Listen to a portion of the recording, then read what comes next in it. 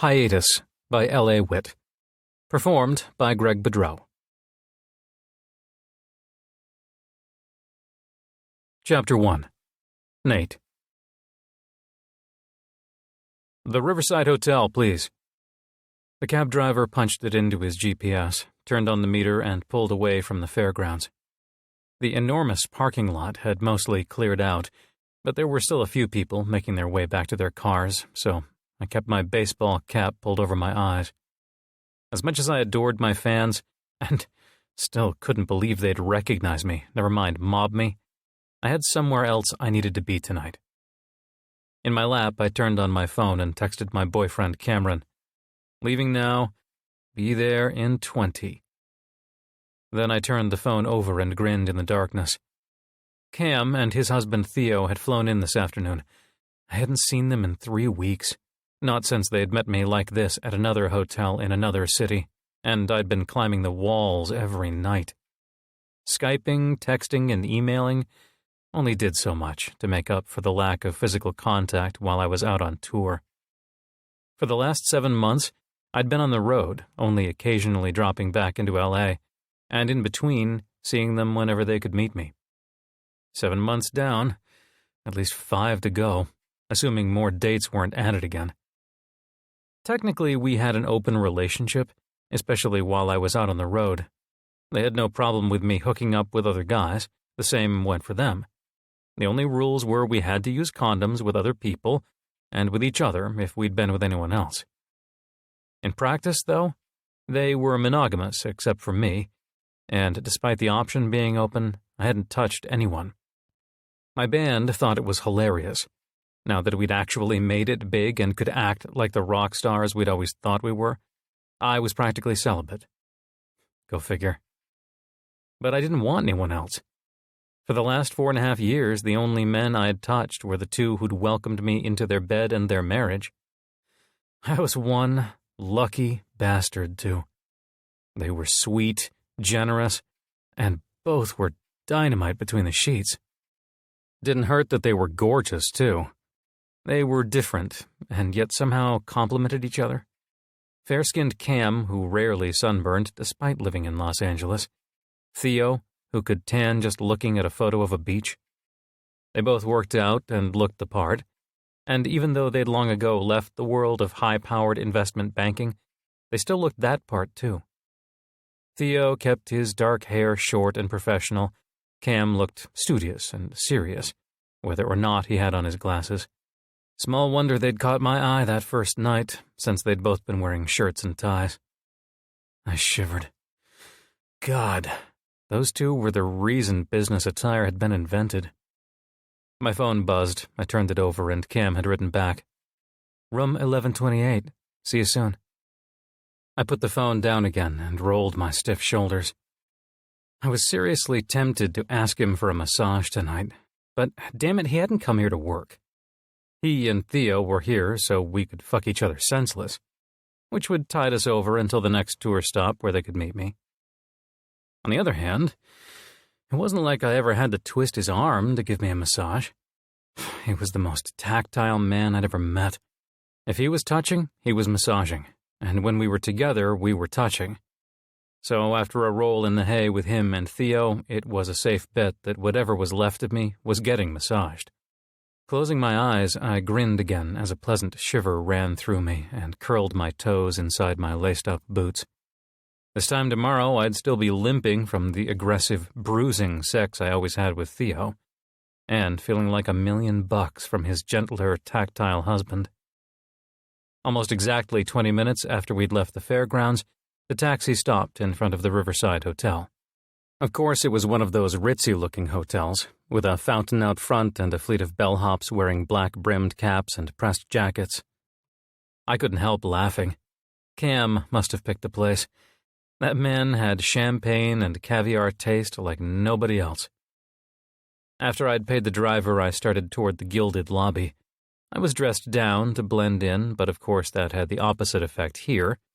Jeans, a baseball cap, and an old leather jacket made me stick out like a sore thumb. One of the bellhops held open the door for me. "Welcome to the Riverside Hotel." "Thanks." I met his gaze, and his eyes narrowed just a tiny bit as if in recognition. I quickly broke eye contact and kept walking, hoping he didn't think I was being an asshole. I just really needed to get to room 1128. I walked across the marble lobby, past another fountain, and got into an elevator. As the numbers above the door climbed, so did my pulse. Why the hell were my palms sweaty? I wasn't nervous. Just excited. Insanely excited. Excited enough that by the 6th floor I was starting to get hard. Hopefully no one joined me in the elevator, and if they did, they didn't glance downward. Oh, that was just what I needed in tomorrow's tabloids. Going up, creepy elevator encounter with alien emissaries Nate Keller. The imaginary headline made me snort. It wouldn't be the worst thing they'd ever said about me. At the 10th floor, I took in a deep breath through my nose and released it slowly. God, I missed my guys. One more floor and I'd be there.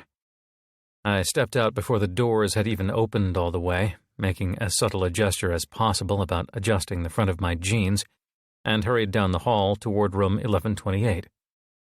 I reached the room and paused for one more deep breath. As I knocked, I couldn't stop myself from grinning like a giddy idiot, since, well, the shoe fit, so I didn't try. Footsteps on the other side sent my pulse into the stratosphere. I didn't care which one it was, Cam, Theo, both. I'd finally get to see them in real life instead of on a computer screen, and I'd get to kiss them and touch them, and the door opened. Cam met my gaze, and my heart hit the floor. What's wrong? I stared at him, trying to make sense of the dark circles behind his glasses, the tightness of his lips, the fact that he couldn't quite seem to look me in the eye. He stood aside, keeping his gaze down. Come on in. Stomach churning, I stepped into the room. There were 2 beds, and one had a suitcase next to it, standing neatly against the footboard beside a pair of equally neatly arranged shoes. Only one suitcase, though. I looked around. No pile of semi-folded clothes beside an open suitcase on a bed, no jumble of receipts and pocket change on the nightstand next to the perfect row of Cam's charging cell phone, wallet, and room key. No Theo. Cam shut the door behind us. We, need to talk. Panic surged through me. Where's Theo? Cam put a hand on my shoulder and squeezed gently.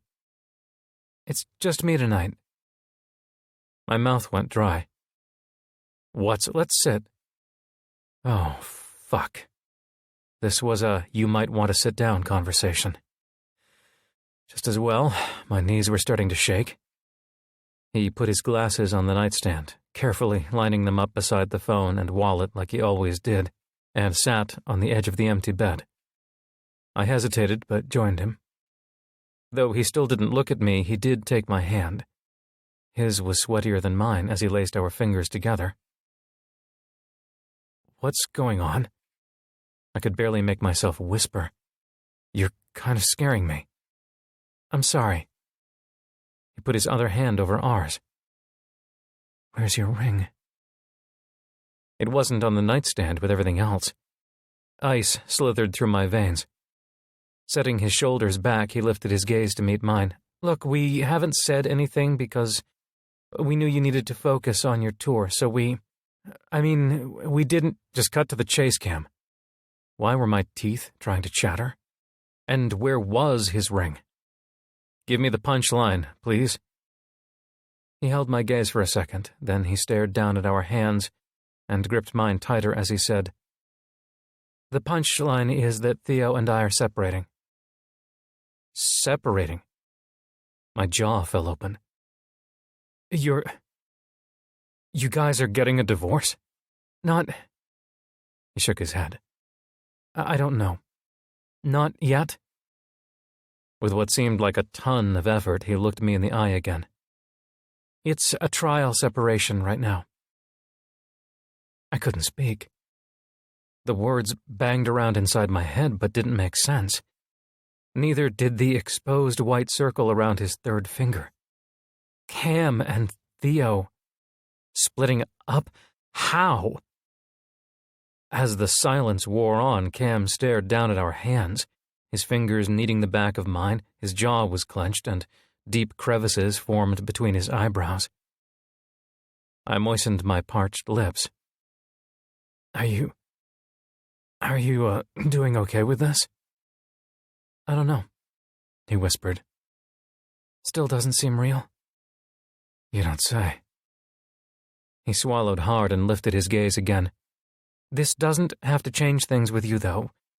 We both love you, and we know it's putting you in an awkward position, but I don't know. Maybe with you being out on the road, it'll make it easier for...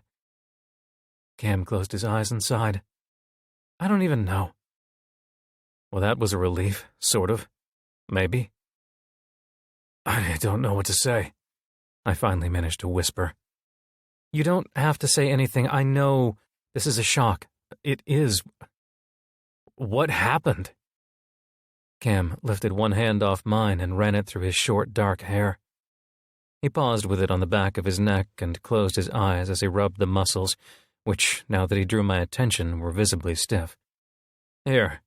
I moved onto the bed on my knees and gently nudged his hand out of the way. I'm not a trained professional like you, but it's okay.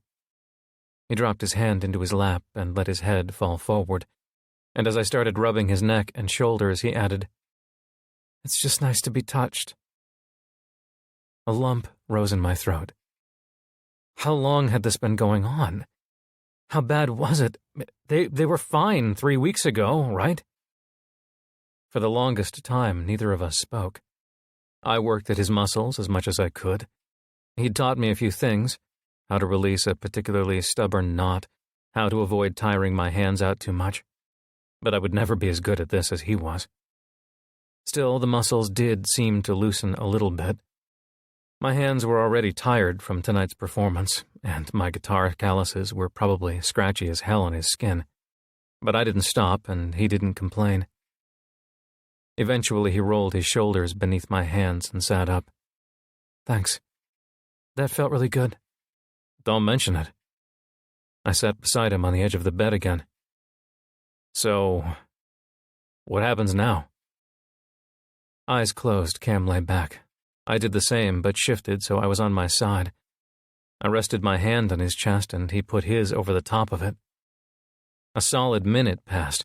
Finally, he opened his eyes, and staring unfocused at the ceiling, he spoke. He's staying with Zach and Taylor for now. I pressed my lips together, but said nothing. Theo and his brother barely tolerated each other. If things were bad enough with Cam to make that place more appealing. Fuck. We're sort of taking a week or two to regroup. We're not seeing each other or talking. What happens when that week or two is up? Cam rubbed the back of his neck. We'll talk. See where we go from there. I furrowed my brow.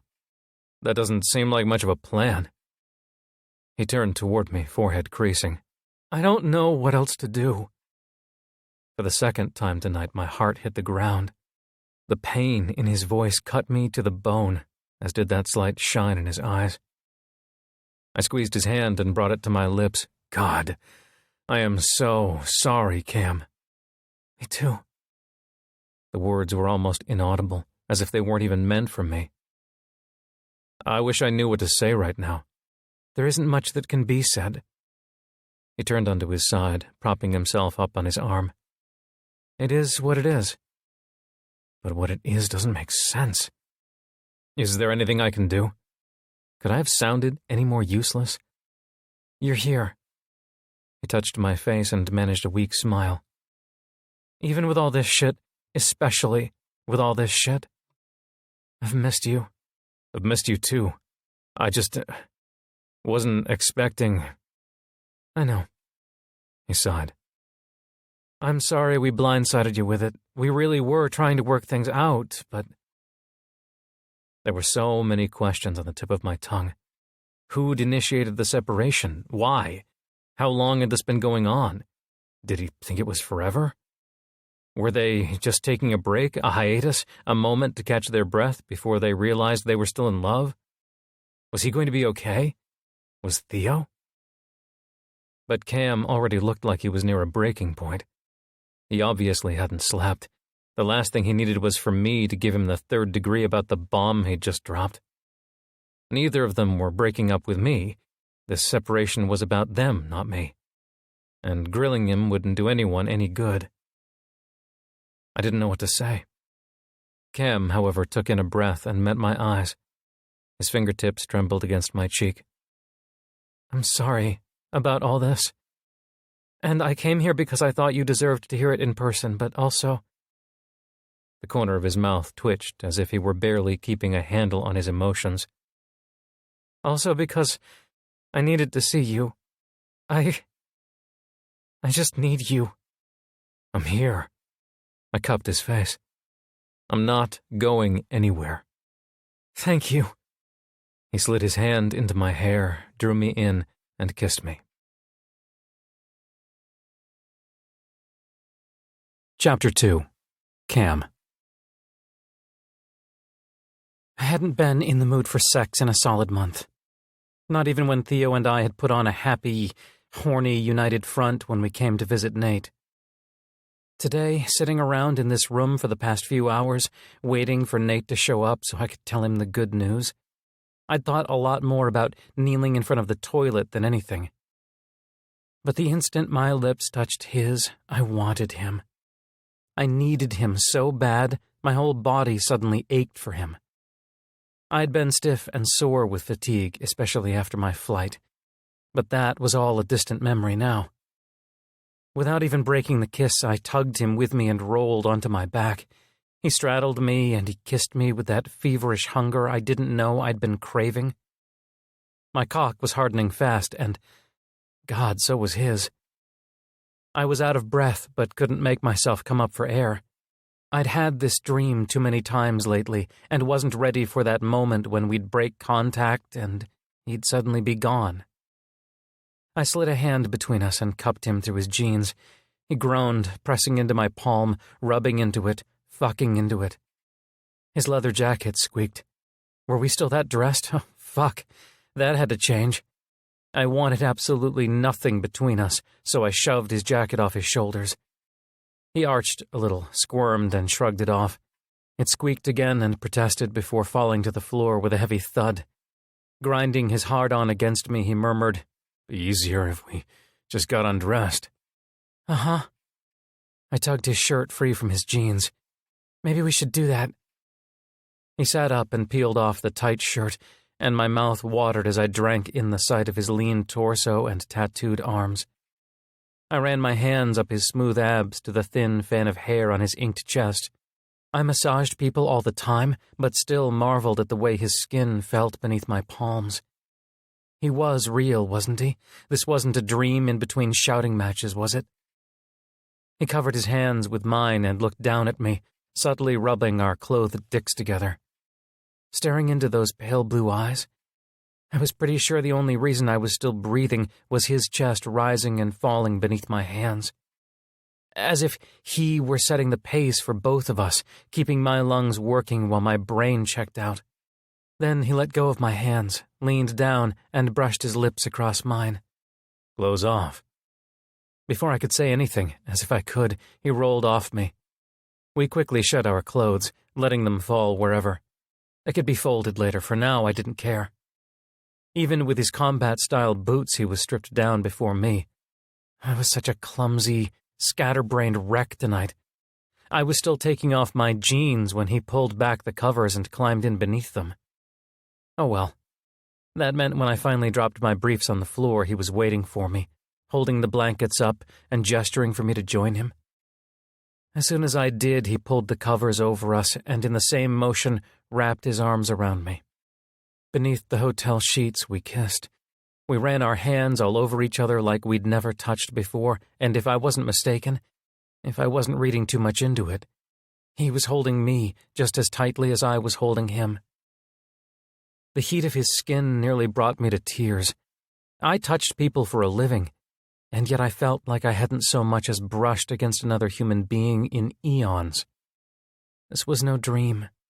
This wasn't a patient passively letting me undo their tension and stiffness. This wasn't a cold shoulder or a half-assed attempt at make-up sex when a fight wasn't really over.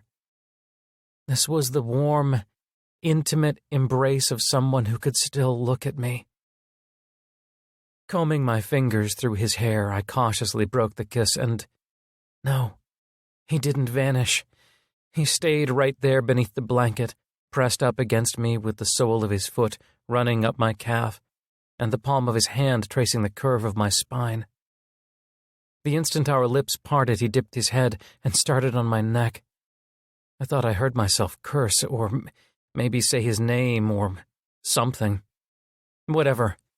I tilted my head back, gripping his hair in one hand and his shoulder in the other, and closed my eyes as his lips skated along the side of my throat. He hooked his leg over mine and pulled my hips in closer so our cocks pressed together. I sucked in a breath through my teeth as goosebumps prickled every inch of my skin. God in heaven, I'd missed this man's touch. Nate curved a hand over my shoulder and then he shifted. I was too far gone to make sense of exactly how, but we were moving, and I let him guide me until I was on my back. "I've missed you so much," he murmured between kisses. "Being out on the road without you, I've missed you too." I dragged my fingers up his back, just letting the nails bite in. "Been counting down till tonight." Even if tonight meant telling him things I'd hoped wouldn't happen, I wasn't going to think about that now. I had Nate in my arms. I needed him more than I'd ever needed him, and he was here. And maybe I wouldn't lose my mind after all. "Oh, really?" He shuddered hard, which pressed his cock against mine and made my breath catch even before he added, "I want you to fuck me." I moaned something that hopefully came across as an affirmative. He lifted his head. "Did you bring lube?" I froze. Fuck. Wait, I think the bathroom has some hand lotion. That'll work." He pushed himself off me and rolled to his feet. The sudden absence of his warmth made me shiver. I pulled the covers up to recoup some of his body heat, but damn it just wasn't the same. Fortunately, he wasn't gone long. In seconds, he was back with the tiny bottle of hand lotion. "Isn't much," he panted as he rejoined me in bed, "but it'll do for the moment." He kissed me again, letting it linger for a moment, then broke the kiss and growled, "God, I want you to fuck me now." Then turn around. It was his turn to shiver. We kissed once more and got up. He positioned himself on his hands and knees, and I knelt behind him. As I smoothed the lotion on my cock, gritting my teeth just to keep from losing control too soon, Nate rocked back and forth, subtly moving as if I were already fucking him. His knuckles turned white as he gripped the sheets, and his inked traps rippled beneath the skin. He exhaled hard, letting his head fall forward. "Come on." "Patience," I purred, and grinned when he cursed under his breath. I cupped his ass cheek, then moved to his entrance and carefully pressed a lotion-covered finger into him. "It'll be worth the wait. You know it will." "I know, just don't want to." "Neither do I." I swept my tongue across my lips, my heart thumping as I watched my finger sliding in and out of him. "Don't want to hurt you, though. No more than I already have tonight." I banished that thought before it could kill the mood. "Please, Cam," he ground out. "I've been waiting for this all day." "Me too." I slid my finger free, and neither of us even breathed as I guided my cock to him. I pressed against him, intending to ease myself in, but right then Nate pushed his whole body back against mine, and my dick slipped past his tight ring, taking my breath away. "Oh, God!" He shuddered, clenching around the head of my cock, nearly forcing me back out. "You okay?" I started to withdraw, but he leaned back again. More. Are you— Damn it, yes! More." Fuck. I loved it when he was like this. Steadying his hips and my cock, I pressed in again and slid deeper this time. In no time I was buried all the way inside him and had to stop for a moment, holding his ass against me with a death grip because I was too overwhelmed to move. Slowly the room stopped spinning. I leaned forward and guided Nate down to the mattress. He didn't resist. He seemed to collapse in slow motion, sinking to the bed with me right over him, still as deep inside him as I could get.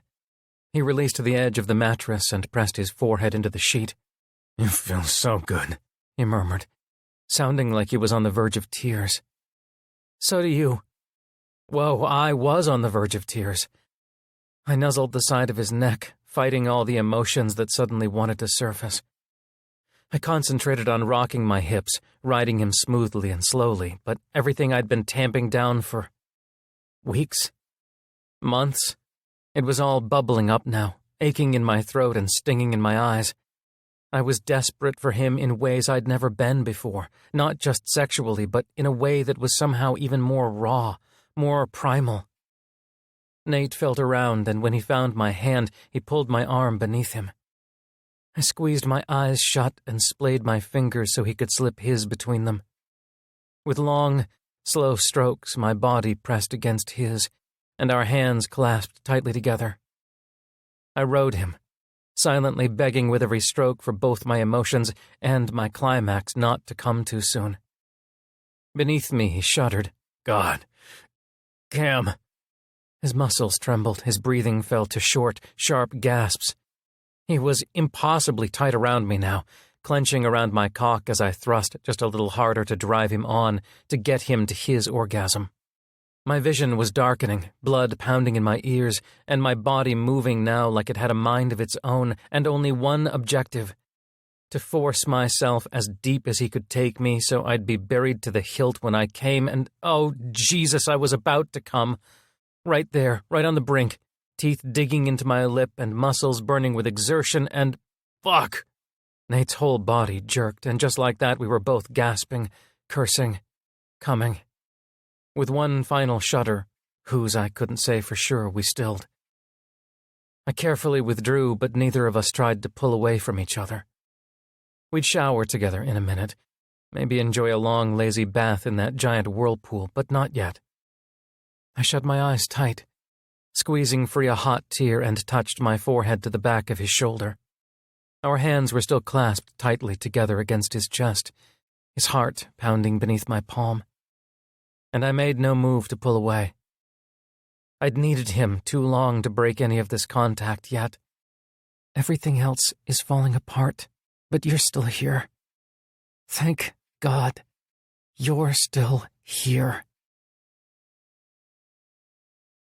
Every inch of my body remembered everything we'd done a few hours ago.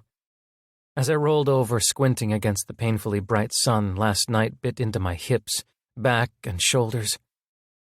I could live with it, though. Tonight's red-eye would suck, but it'd be worth it. Beside me, Nate was out cold. He'd turned onto his stomach and lay with his face nestled into the pillow and his arm hanging off the side of the mattress. I smiled as I watched him sleep, and tried not to think about how roomy this king-sized bed seemed. Waking up with Nate nearly always meant waking up in a bed full of knees and elbows because Theo would be here too. But not today. And maybe, I thought with a sinking heart, not ever. I sighed. Well, there went that good mood. I lay back on my pillow and gazed up at nothing. I'd managed to keep my emotions in check last night. Yeah, I'd teared up a bit during some of the more intense moments, but the dam still held. It was only a matter of time, though. Between the physical separation from Nate and the trial separation from Theo, I was nearing my breaking point. I just hoped I made it home first. If I was going to give in and let go, it might as well be in that empty house. Not in a cab, not in the security line at the airport, not on the plane, and sure as fuck not in front of Nate. I swallowed. Especially not in front of Nate. I'd expected the news to devastate him, and it had. The hurt in his eyes had been palpable. The last thing he needed to see was how much this was killing me, too. Maybe we'd made a mistake, keeping this off his radar. Whenever we'd come to see him, we'd put on a united front and happy faces and focused on him. In fact, I was starting to think that was why things had fallen apart after he'd gone on tour. He'd somehow become a buffer, or a conduit for the feelings we had left for each other. When the three of us were in bed together, Theo and I were on fire like we'd been in better days. Out of bed, everything seemed fine too. And then Nate went out on tour and the wall of ice went up, and here we were. I rubbed my eyes with my thumb and forefinger. I would have sold my soul for a solution to my foundering marriage. If there was anything left that we hadn't already tried, I'd have jumped on it in a heartbeat. Would Theo? No idea. Not that it mattered. Because when I got home tomorrow, he'd be gone. That was one part I hadn't had the heart to tell Nate. We'd been discussing separation for a while now. Theo had moved into the guest room 3 months ago, and I was pretty sure that was when we'd brought it up the first time. But the fight that dropped the hammer happened only a week ago. In the aftermath, we'd agreed on the separation. Theo had canceled his plane ticket for this trip, and while I was gone, while I was here with the man we both still loved, he and his brother would be moving him out of the house. My first night back home would be the first night sleeping alone, truly alone, without a single soul in the house besides me. Yeah, I'd wait until then to break down, because I was pretty damn sure I wouldn't make it past that point. I quickly swiped at my eyes, not breaking down now, goddammit, and glanced at Nate. Still asleep, good. He couldn't afford to lose sleep while he was on tour. He'd found out the hard way on his first tour that lack of sleep plus too much stress meant he'd pick up the first microbe that came along, and then he'd push through until pneumonia set in or his voice gave out, whichever came first. He didn't need to be hospitalized again. Guilt gnawed at my gut. Dropping the separation bomb on him probably wouldn't help, but when we'd started this three-way relationship, we'd all vowed to be completely open and honest with each other. No secrets. Theo and I had already bent that rule by keeping our problems out of Nate's sight. Now we didn't have much choice but to say something. I wasn't going to lie to him about why I was here and Theo wasn't. And now that I thought about it, Theo deserved to know that I'd told Nate. I carefully got out of bed, moving as silently as possible to keep from disturbing Nate. I put on one of the fluffy white robes with the embroidered Riverside Hotel logo, took my phone off the nightstand, and stepped out onto the balcony. Then, ignoring the queasy feeling roiling in my stomach, I speed-dialed Theo. On the second ring, he answered with a flat, "Hey." "Hey." My mouth went dry. Staring out at the city, I said, "So, I talked to Nate about what's going on." "Oh." Something rustled in the background. Was he still in bed? I wasn't even sure when he got up these days. How did he take it?" "As good as we could have expected, I guess." Theo exhaled. "I should call him. It might be good for him to hear from both of us." "Yeah." I turned around, watching Nate's sleeping form through my semi-transparent reflection. "Give him a little while, though. He's not up yet." Theo paused. When he spoke again, his voice was cold. "So he's still there?" "Yeah, I faced the city again. "Is that a problem?" "No." His tone suggested it clearly was a problem. "Just, could you pass the message along for him to call me when he has a chance?" I ground my teeth and tried not to get defensive. If I'd been the one in his position, 500 miles away while Theo broke the news to Nate, I'd probably not feel great about the situation either. "I'll tell him." "Thanks." Silence set in. I fixed my gaze on the road below, tracking some cars as they drove past the hotel. It was something to focus on, something besides this uncomfortable silence that I didn't know how to break. Theo beat me to it anyway. "I should go. Zach will be here any minute." I winced. "Okay, I just wanted to let you know." and I'll have him call you as soon as he's got some coffee in him." That brought a faint laugh out of him. "Sounds good. Talk to you later."